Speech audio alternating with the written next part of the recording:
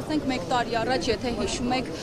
Մայրաթորում դուք, պարոն Դանիելյանը, այսպես բուռն պայքարում եք, որ Միքայել Սրբազանին չտանեն ԱԱԾ-ականները, հիմա դուք եկել եք դատարան, վեհափառն է դատարանի ներսում, ինչ կասեք, ինչու մեկ տարի անց բանը հասավ վեհափառին։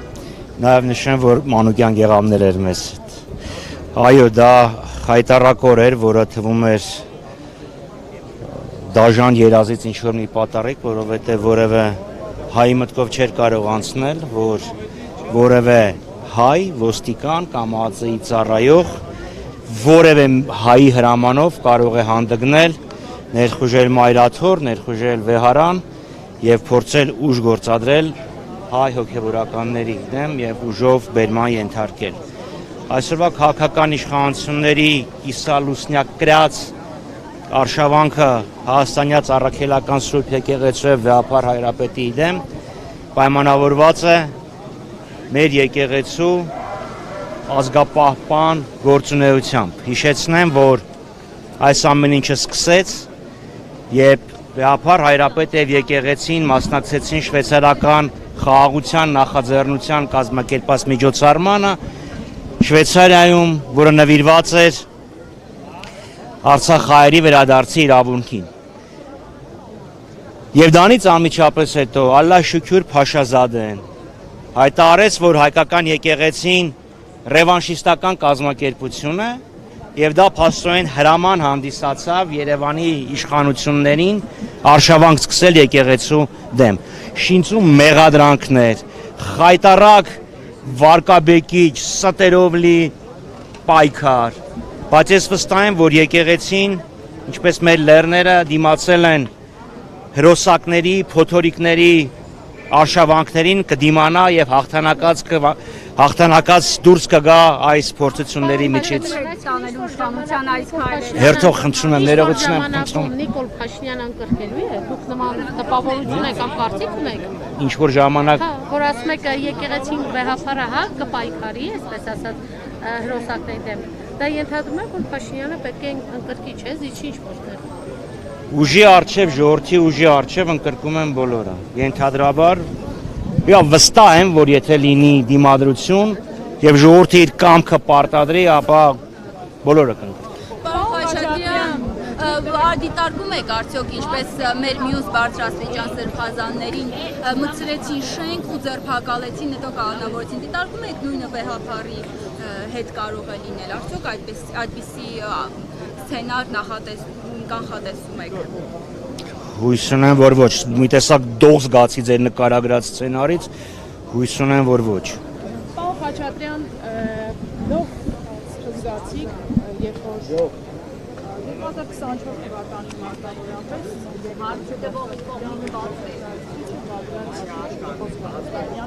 հողտելով պատճառը դուրս եկավ դրանից և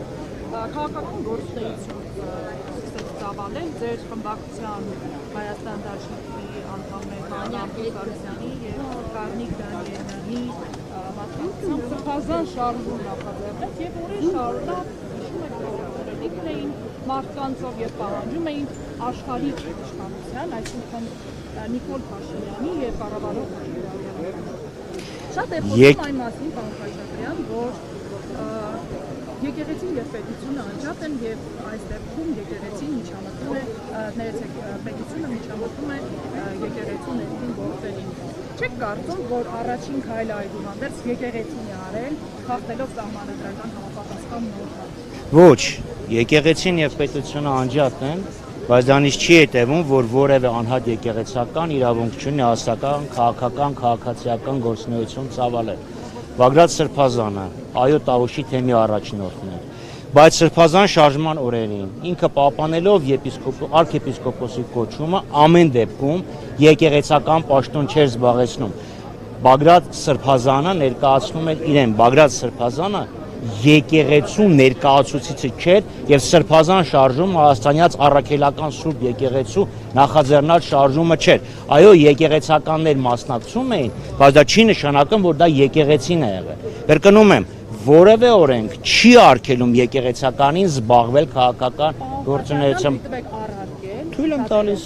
Երբ որ հարց Հնչեկ Բագրատ, arczepiskopos Կարստանյանին։ Արդյոք ամենայն հայոց կաթողիկոսը տեղյակ է ձեր գործունեությունից, ասած այս շարժումը նախաձեռնվել է վեհափարի գիտությամբ եւ օրհնությամբ։ Գիտության պահով նախաձեռնվել է։ Օրհնություն չի նշանակում, որ եկեղեցին դարձյալ մասնակցում է քաղաքական գործընթացներին։ Կաթողիկոսի գիտության եւ օրհնության arczepiskopos Ինքը տեղեկացրել է վեհափար հայրապետին եւ սկսել է այս շարժումը, ինչպես նաեւ բազմաթիվ այլ մեր հայրենակիցներ։ Բայց կրկնում եմ, եկեղեցականի մասնակցությունը քաղաքական, քաղաքացիական որևէ գործընթացի որևէ օրենք չի խախտում։ Այդ Նիկոլ Փաշինյանի ներխուժումը եկեղեցական կյանք, դա սահմանադրության անմիջական եւ ուղղակի խախտում է։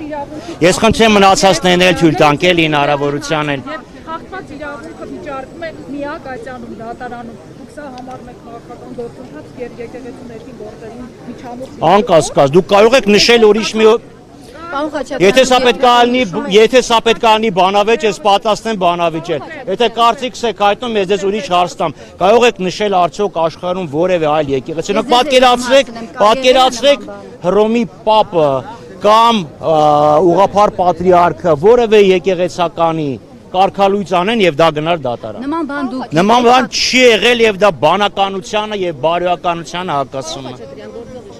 Վարչապետ Փաշինյանի գլխավորությամբ ասում է, որ սա ոչ թե եկեղեցու դեմ պայքար է, այլ 6 եպիսկոպոս եւ վեհափար այս պահին գտնվում են դատական նիստերի դահլիճում։ Ինչ է սա, եթե ոչ եկեղեցու դեմ պայքար։ Սա եկեղեցու դեմ պայքար է։ Իսկ եթե Նիկոլ Փաշինյանը գնում է մասնակցում է մի որը կատարում են կարգալույծ ինչ որ մարդիկ, դա ինչ է, եթե ոչ հարձակում եկեղեցու դեմ։ Եթե վեհափար հայրապետը չի հրավիրում ազգային ժողովի բացմանը, դա ինչ է, եթե ոչ եկեղեցու դեմ պայքար եւ եկեղեցի դերի նսեմացում։ Իշխանությունից ասում էին նիստը նախագահող падգամավորը ով էր արգելել վեհափարը։ Ներողություն եմ խնդրում։ Ով էր դեմը աղնելու։ Ոչ, եկեղեցի հրավիրվում է բացմանը մասնակցության իրավունք ունի, բայց պետք է հրավեր լինի։ Հասկանում եք, падգամավորը կարող է գնա, որը կառավարության չեն, չէ՞, բայց չես կարող դուրը ծեծես, ասես այսօր եկել եմ։ Դա նշանակում է, որ այն կողմից պետք է լինի։ Չէ, ոչ։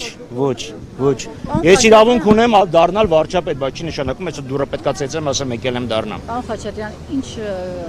ակնկալիքներ ունեք այս դատարանից։ Ես հույս ունեմ, որ բանականությունը եւ պատասխանատվությունը պետության, ազգի եւ եկեղեցու հանդեպ կգերիշխեն քաղաքական պատվերին։